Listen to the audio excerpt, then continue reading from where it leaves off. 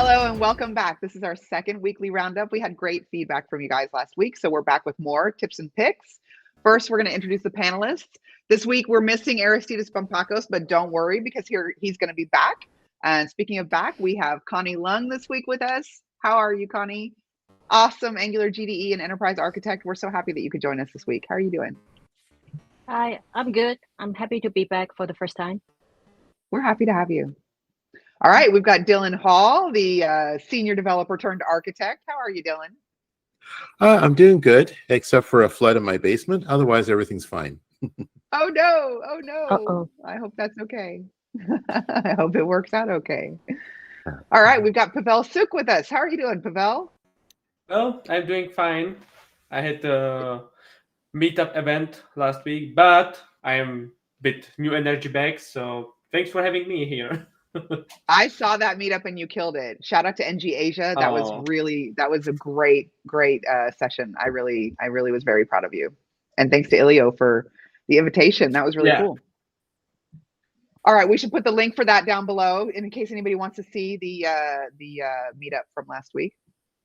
Okay, so again, we're Tech Stack Nation. This is our weekly roundup. Before we begin with our tips and picks, I want to circle back to last week. Remember, we had a contest. I want to announce our winner, Cade Cameron. We loved your comment, and we want to invite you to join us in our live events for a free week with the Founders Pass.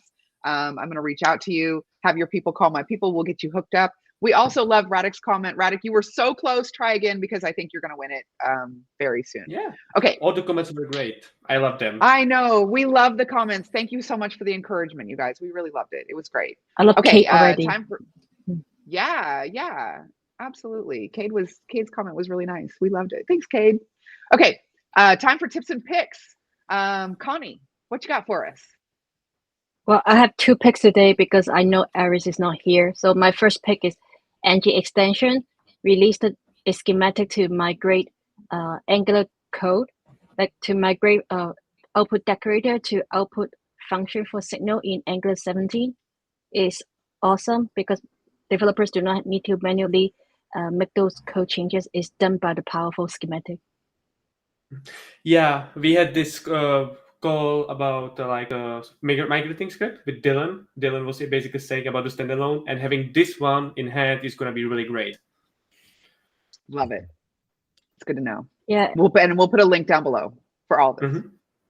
Yeah, my second pick is hybrid change detection that will be included in the upcoming Angular v18. So basically, this allows like signal to get updated outside of Zone.js. So when signal doesn't get updated, like developer doesn't know if it is happening inside Zone.js or outside of Zone.js. Now signal will get updated regardless. And the hybrid change detection is a default behavior in Angular like v18. So thank you Angular team for doing it for the community. The Angular team is killing it.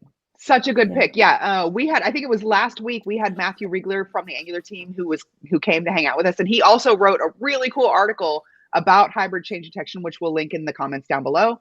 And yeah, he was talking all through us about it. I believe that video it's already up in the experts channel, and I don't know if it's on our YouTube channel, but it will be soon. So if you're not subscribed, be sure to subscribe and check out that video from Matthew Riegler when he came to visit us to talk about all kinds of V18 stuff and hybrid change detection. I love hybrid because if you're not ready to let go of all the old code, but you want to use the new features, it's kind of a really good, halfway point. So love that. Great, Connie. Thank you so much. All right, Dylan, what you got for us, Dylan? Yes, so I wanted to talk about rate limiting. So rate limiting is a way of protecting your application from malicious attacks. It could be a denial of service attack, or it could be maybe some sort of a malfunction that causes an unusual amount of requests to reach your application. So the ways that you can limit it these days, for example, is you can use AWS WAF, which is a web application firewall, if you're using that platform. Or, for example, if you're using setting up a .NET Core application, you can limit the amount of requests you get at the application level. So this is very interesting because at the application level, you have a lot of control over how the application responds to the request. You have different algorithms that you can use, and it's all in the link that will be in the description for this video. And finally, what you can do is you can actually test your setup. So you can test your WAF, or you can test your rate limiting and the application using things like JMeter. So JMeter is a very popular tool. Right out of the box, it's got a whole bunch of algorithms and a whole bunch of scenarios that simulate a denial of service attack. And also there's K6 from Grafana, which is actually a command line tool, which will do the same thing. So I've used all these tools, and I can say that it's a fun part of developing your application, and they work quite well, and they're easy to use. So that's my tip for this week. Yeah, rate limiting is very important. Rate limiting is very important for backend development because it protects the endpoints to not be called too many times within a time interval. Otherwise, you're asking for like hacker to DDO as your backend and bring your system down, and then no one can use it. Right. Love So it. true. Great tips. Great tips, everybody. Pavel, what you got for us this week? Well, I've prepared the brand new news from the world of mobile development because, of course, as a fan of Angular, in this case, I will be talking about the frameworks which are related to Angular, so it's not going to be something else. Anyway, right now, we have starting to have a new version of Ionic 8, which brings really, really cool stuff, even more enhancement for the design systems. So they really improved the working with palettes in their code base. Even more, what I have seen, there was also the automatic import of light and dark mode, so you don't have to be need for doing that all the manual, but it's automatic for you. And you can even change these settings in the settings, for dark mode and light mode. That's really cool. Anyway, we can see that this trend really is coming by for this whole year because we have been able to see all these changes. Even on the AG Asia, they were discussing the design system and how it's going to be changed. So we can see all these changes running all the way in all frameworks. For example, even Angular, which was basically, they had the dark mode in there, but we can see they really worked hard on the material free to even being able to support the change in the runtime. For example, if we want to have dark mode, we can change it in the runtime. So we can see it everywhere right now.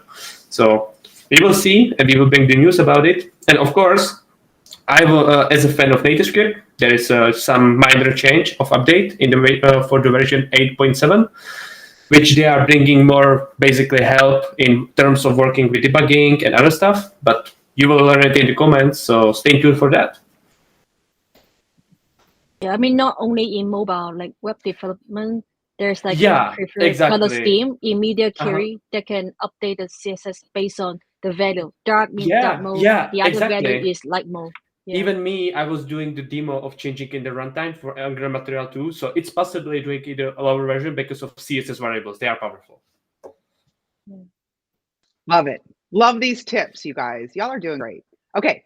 My tip for you is to keep your code simple. And I know this sounds like such a no-brainer. I know that. But listen, especially your HTML. This might seem like a no-brainer, but complex business logic in the HTML is so very common. And I see it so much, and it drives me crazy. And the reason why is because your code will work. If you put all kinds of complex business logic in your HTML, it will work. But if you scale it as it gets bigger and bigger, it's really going to cause performance problems, and it's just overloading your change detection with so much extra work that doesn't need to be done. So try to keep your HTML files as clean as possible. Handle all of that stuff in the services and the TypeScript. Keep that HTML clean because it's just a good habit. It's like good, hygiene for your code. And as you scale, it's going to be really nice to have everything nice and clean. So separation of concerns. I know this might seem obvious, but I really see a lot of complex business logic in the HTML. Don't do that. If you want help with this and anything like this and architecture and just keeping your code clean and simple, come join our weekly architect study groups. We meet, actually all of us are in the architect study groups. We meet live a couple times a week, and we're happy to help you with this stuff. My pick, I've uploaded several new videos to our YouTube channel. Check out Dylan and Miles from the Angular team talking about the template pipeline. That was an amazing deep dive if you want to know how it works under the hood. Very cool. We had Mana from AG Grid doing a badass live demo of AG charts. And last Friday, Matthew from the Angular team, like I said, was here talking about V18, talking about hybrid change detection. What was it, Connie? The unified control state change offense. That was the other one. So cool. So that was cool. That I think I don't know if that's up on our, I know that's in the experts channel. It might not be on our YouTube channel yet, but it will be very soon. So subscribe if you haven't already, if you want to see all the new videos as they're available. One last thing, this Friday, we have the Signals for JavaScript proposal coming up. It's going to be so cool. We have Dan Ehrenberg from Bloomberg Tech, and he's on the TC39 committee. He's the author, the co-author of this proposal. He's such a cool guy. He's going to be here on Friday. Ben Lesh from the RxJS core team lead, who also was a key contributor to this proposal, and Alex Rickabaugh from the Angular team. You know, he knows all about Signals. They're all going to come this Friday and hang out with us and talk with us about this Signals proposal for JavaScript that we're very excited about. If you want to come and join us, RSVP on techstacknation.com. It's going to be live. It's going to be cool. So fun. That's happening in our experts channel. Final thoughts. I want to give a shout out to our beloved community sponsor, AGGrid, author of the world's best enterprise data grids and data charts.